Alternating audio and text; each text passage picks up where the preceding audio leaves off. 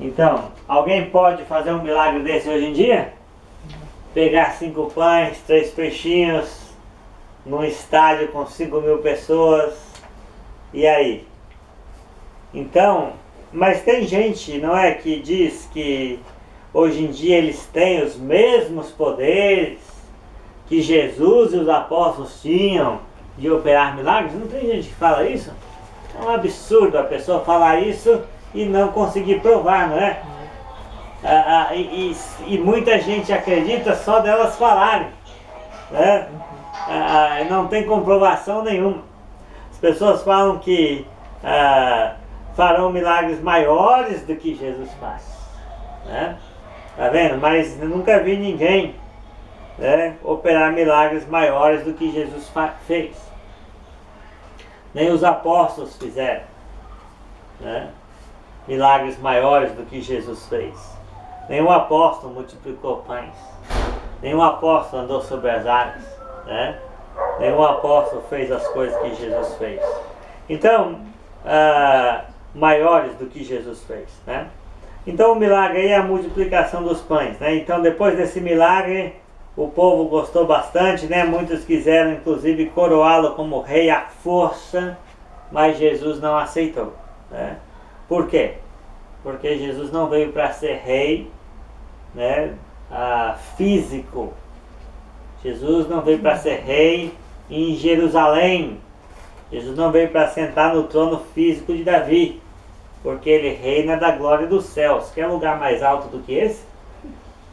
Quer trono mais alto do que o trono onde Jesus se assentou à direita da majestade nas alturas? Eu não tenho, está vendo? Então obviamente Jesus não aceitou, né? Por causa disso, porque o seu reino é um reino espiritual, amém? Então não vai ter milenialismo, premilenialismo, não vai ter nenhuma dessas coisas que as heresias estão aguardando, né? Então agora no dia seguinte outros procuraram Jesus para obter mais comida, mas ao invés de dar mais comida, olha o que ele disse aí no versículo 26 e 27, João 6, 26 e 27. Jesus respondeu: eu afirmo a vocês que isso é verdade. Vocês estão me procurando porque comeram os pães e ficaram satisfeitos, e não porque entenderam os meus milagres. Não trabalhem a fim de conseguir a comida que se estraga, mas a fim de conseguir a comida que dura para a vida eterna. O Filho do Homem dará essa comida a vocês porque Deus, o Pai, deu provas de que ele tem autoridade. Muito bem. Então note bem aí que procuraram Jesus no outro dia, lá na sinagoga de Cafarnaum, no dia seguinte, para obter mais comida.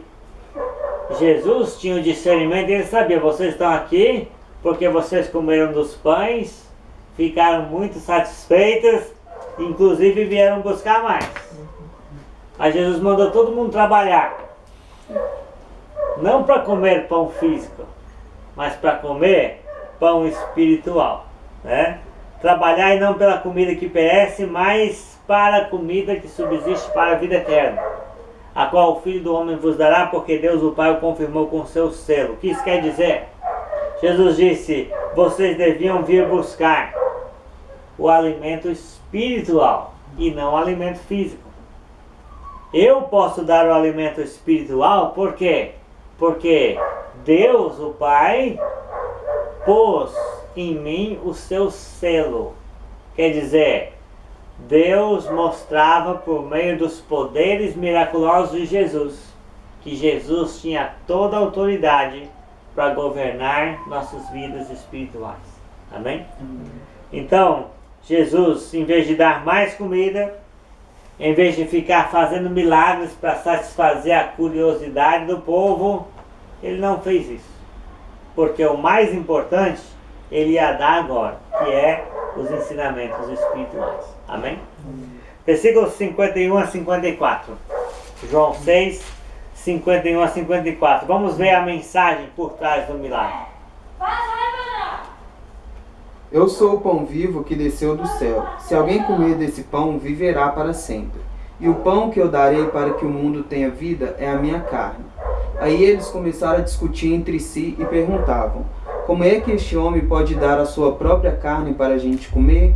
Então Jesus disse: eu afirmo a vocês que isso é verdade.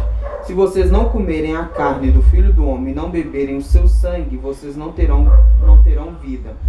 Quem come a minha carne e bebe o meu sangue tem a vida eterna, e eu ressuscitarei no último dia. Muito bem. Então qual que é a mensagem? Quem é o pão vivo do céu? Jesus. Está vendo? Então a mensagem é espiritual, a lição é espiritual, né? Então para seguir Jesus nós devemos estudar a sua vida, escutar cuidadosamente os seus ensinamentos e aplicá-los fielmente em nossas vidas diárias, amém? Então, ou seja, com a mesma intensidade que nós comemos, bebemos ou buscamos outras coisas materiais. Porque na verdade é Jesus quem vai nos satisfazer, né? Nos satisfazer espiritualmente. Então nós temos que ter fome, sede e sentir a grande necessidade de conhecer Jesus, de estudar a sua vida, de escutar os seus ensinos, de aplicar aqueles ensinamentos na vida diária e de que Jesus possa entrar em nós realmente, possa ser parte do nosso ser. Amém? Como quando nós comemos, aquilo se transforma em célula, músculo, energia para nós. Então assim também Jesus possa ser a nossa fonte de vida eterna. Amém? A nossa fonte de subsistência espiritual possa fazer parte de nós e que nós possamos nos alimentar de Jesus, no sentido de conhecer, de aplicar, de obedecer, de estudar, de nos comprometermos a seguir. Amém? Então Jesus estava pedindo realmente que o povo entendesse que Ele é o pão vivo do céu. Está vendo? O milagre ficou totalmente pequeno agora, né? O milagre parece tão ínfimo diante do que? Da mensagem que é o próprio Jesus ser o pão para todo mundo, não para 5.000 pessoas, mas para todo mundo, para toda a humanidade. Amém? Versículo 60, e vamos ver a reação do povo. Muitos seguidores de Jesus ouviram isso e reclamaram: o que ele ensina é muito difícil. Quem pode aceitar esses ensinamentos? Muito bem, então falou duro é este discurso, né? Quem o pode ouvir, né? Quem pode entender? O que ele está ensinando é difícil demais. Então muitos discípulos interpretaram as palavras de Jesus literalmente, né? Talvez pensando que Jesus iria se cortar e oferecer o seu sangue para beber, a sua carne para comer, talvez pensando naquelas palavras no sentido literal. E aí exatamente que Jesus vai explicar nesse contexto que ele não estava falando de coisas físicas, materiais, carnais. Ele diz que a carne para nada aproveita, o Espírito é o que vivifica. E as palavras que eu vos tenho dito são Espírito e são vida. Amém? Então se as pessoas entenderem as palavras de Jesus, vai fazer toda a diferença em suas vidas. Mas infelizmente a reação do povo foi o quê? Como Jesus não fez milagres naquele dia, como Jesus não quis multiplicar pão, tinha só sermão, né? Então as pessoas se fecharam para a mensagem, né? Interpretaram as palavras de Jesus literalmente e acharam difícil. O resultado e a reação continua aí no versículo 66 a 69. Por causa disso, muitos seguidores de Jesus o abandonaram e não acompanhavam mais. Então ele perguntou aos 12 discípulos: será que vocês também querem ir embora? Simão Pedro respondeu: quem é que nós vamos seguir? O Senhor tem as palavras que dão vida eterna. E nós cremos e sabemos que o Senhor é o Santo que Deus enviou. Amém. Então nós temos aí o fato de que muitas dessas pessoas, né, que foram atrás de Jesus por causa do milagre dos pães, com o ensinamento, com a mensagem, eles ficaram escandalizados, né? ficaram escandalizados, tropeçaram, acharam ruim, se ofenderam e acabaram o quê? Abandonando Jesus. Quer dizer, à vista disso, muitos já não andavam com ele, né?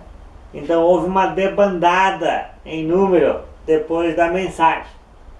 Está vendo? Então Jesus não estava implorando para que as pessoas o seguissem, né? Jesus não estava correndo atrás de seguidores, não estava querendo atrair as pessoas.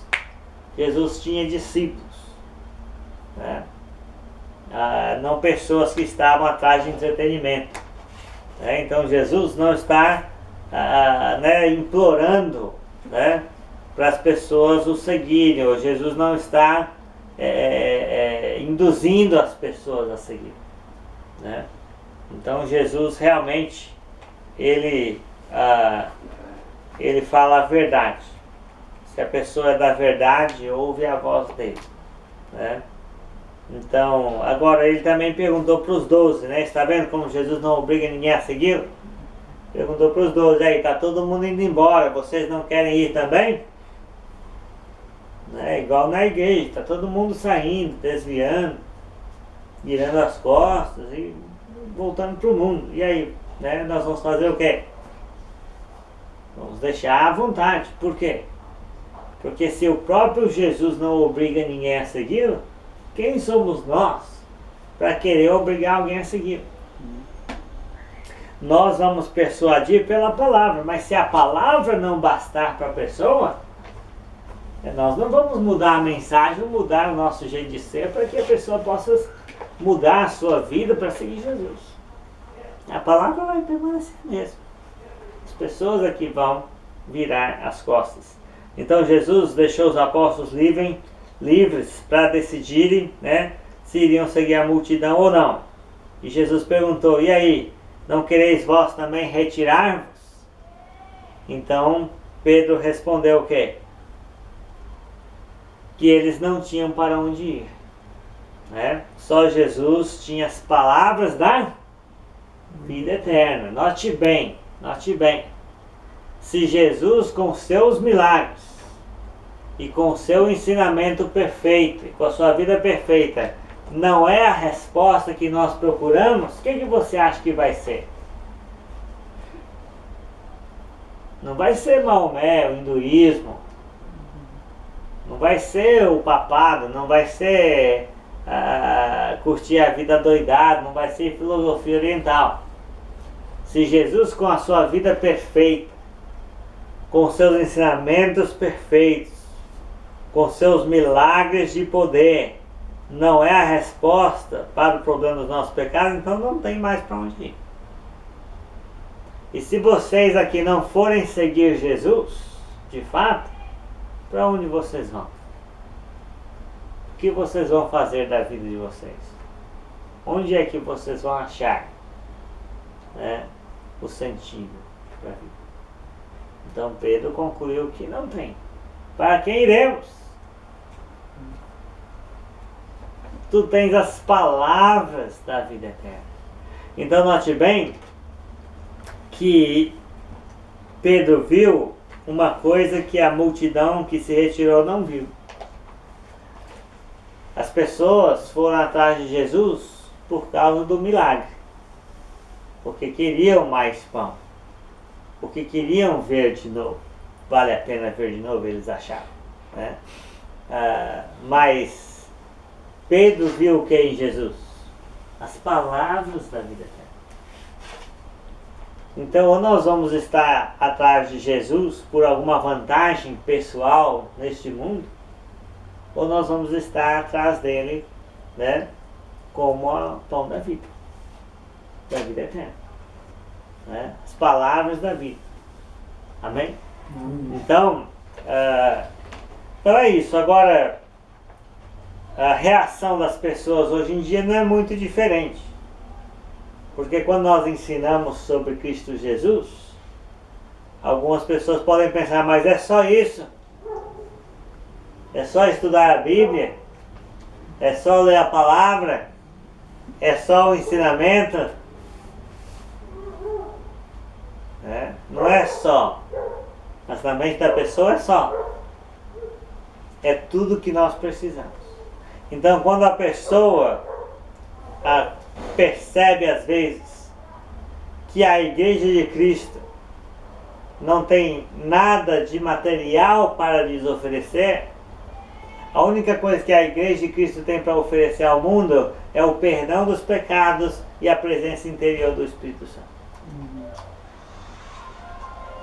Fora isto, a igreja não tem mais o que oferecer.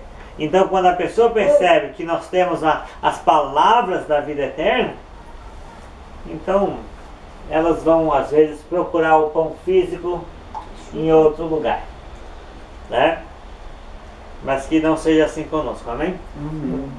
Que nós possamos realmente perceber Jesus e que Ele tem as palavras da vida, amém? Então, agora qual é o valor das palavras da vida que Jesus ensinou? Vamos ler João 8, 31 a 36. João 8, 31 a 36. Então Jesus disse para os que creram nele: se vocês continuarem a obedecer os meus ensinamentos, serão de fato meus discípulos, e conhecerão a verdade, e a verdade vos libertará. Vamos entrar e sentar? Participar do sul? Eles responderam: nós somos descendentes de Abraão e nunca fomos escravos de ninguém. Como é que você diz que ficaremos livres? Jesus disse a eles: eu afirmo a vocês que isso é verdade. Quem peca é escravo do pecado. O escravo não fica para sempre com a família, mas o filho sempre faz parte da família. Se o filho os libertar, serão de fato livres. Muito bem. Então, qual é o valor das palavras da vida que Jesus ensinou? A palavra nos liberta do que, Fernando? Do pecado. Então, todo homem é escravo do pecado, admitindo ou não. Os judeus não queriam admitir, né? Achavam que havia alguma vantagem em serem descendentes físicos de Abraão, né? Mas, na verdade, eles ainda eram escravos do pecado. E só Jesus, com a sua palavra, podia libertar. Então a palavra nos liberta do pecado. Talvez não nos liberte de consequências, né? De atos do passado, talvez não nos dê uma cura que nós esperamos, talvez não nos faça ricos, mas com certeza o pecado não terá mais domínio sobre nós, porque estaremos debaixo da graça e não da lei. Amém? Então a palavra nos liberta do pecado. Todo homem é escravo do pecado, admitindo ou não. E aí é obedecendo a palavra que nós nos tornamos libertos do pecado. Amém? É isso. É isso. É o que nós queremos? É o que nós precisamos. Amém? João 8, 51. João 8, 51. Eu afirmo a vocês que isso é verdade. Quem obedecer os meus ensinamentos não morrerá nunca. Muito bem. Na versão atualizada diz: não morrerá eternamente. Ou seja, a palavra nos liberta da morte espiritual.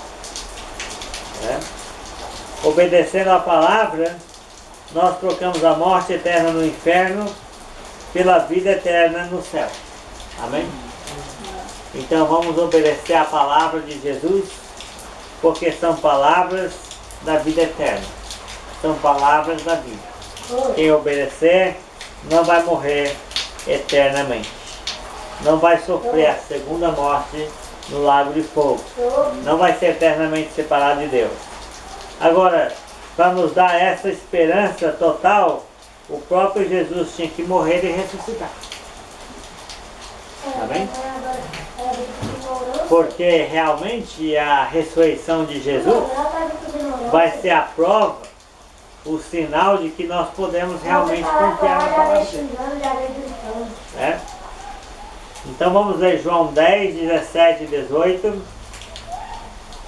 para ver como foi a morte de Jesus. O Pai me ama porque eu dou a minha vida para recebê-la outra vez. Ninguém tira a minha vida de mim, mas eu a dou por minha própria vontade. Tenho o direito de dá-la e de tornar a recebê-la, pois foi isso que meu Pai me mandou fazer.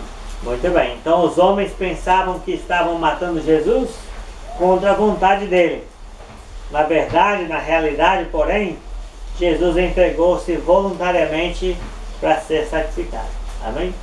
Então ninguém nos ama tanto assim como Jesus. Né? João capítulo 11, versículo 47 e 48.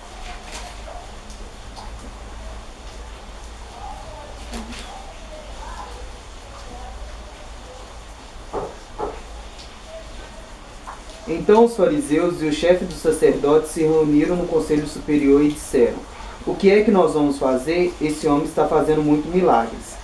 Se deixarmos que ele continue fazendo essas coisas, todos vão crer nele. Aí as autoridades romanas agiram contra nós e destruirão o templo e o nosso país. Então Caifás, que naquele ano era o grande sacerdote, disse: vocês não sabem nada. Muito bem. Então, os líderes religiosos tinham medo de perder o templo e as suas posições de autoridade. Então a popularidade de Jesus ameaçava essas duas coisas. Versículo 53.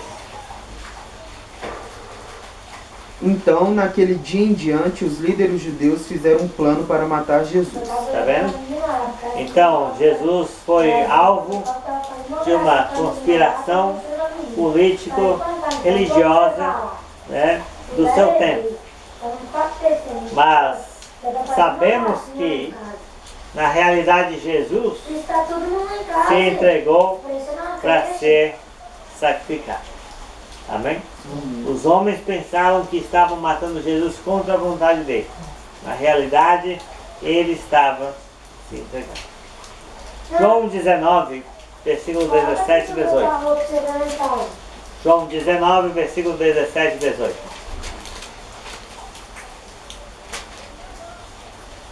Jesus saiu carregando ele mesmo a cruz para o lugar chamado Calvário. Em hebraico, o nome desse lugar é Golgota.